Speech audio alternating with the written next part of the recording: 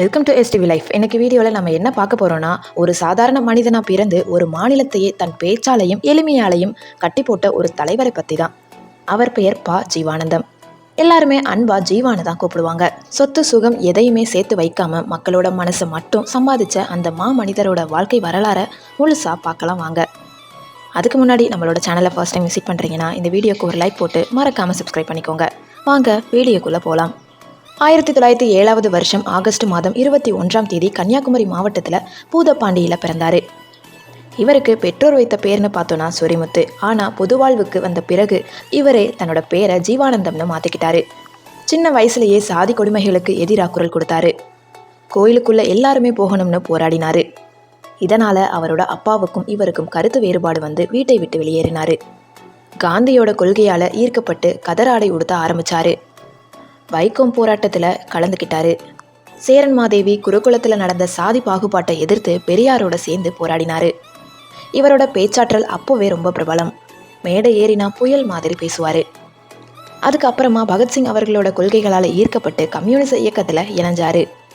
பகத்சிங் அவர்கள் நான் ஏன் நாத்திகனானேன் புக்கை முதல்ல தமிழ் மொழிபெயர்த்தது நம்ம ஜீவாதா. இதுக்காக அவர் சிறைக்குமே போனார். கிட்டத்தட்ட 10 வருஷத்துக்கும் மேலே சிறையிலேயே கழிச்சிருக்காரு. ஆனால் அங்கேயும் அவர் சும்மா இல்லை. நிறைய புத்தகங்கள் படித்தார், எழுதினார்.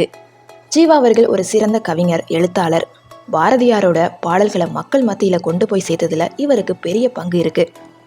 தாமரை அப்படிங்கிற இலக்கிய இதழை தொடங்கி நடத்தினார். அரசியல் தலைவராக மட்டும் இல்லாமல் ஒரு சிறந்த தமிழ் அறிஞராகவும் திகழ்ந்தார்.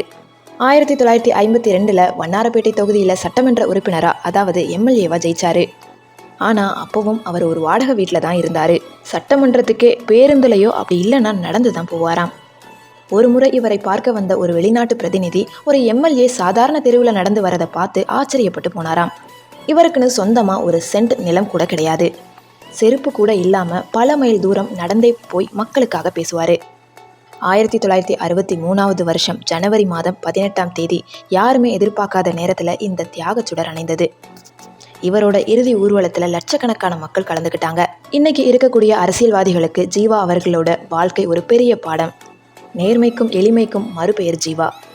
இந்த வீடியோ உங்களுக்கு பிடிச்சிருந்தா லைக் பண்ணுங்கள், கமெண்ட் பண்ணுங்கள், ஷேர் பண்ணுங்கள். சப்ஸ்கிரைப் பண்ணாமல் பார்த்துக்கிட்டு இருந்தீங்கன்னா ப்ளீஸ் எஸ்டிவி லைஃப் சேனலுக்கு சப்ஸ்கிரைப் பண்ணிக்கோங்க.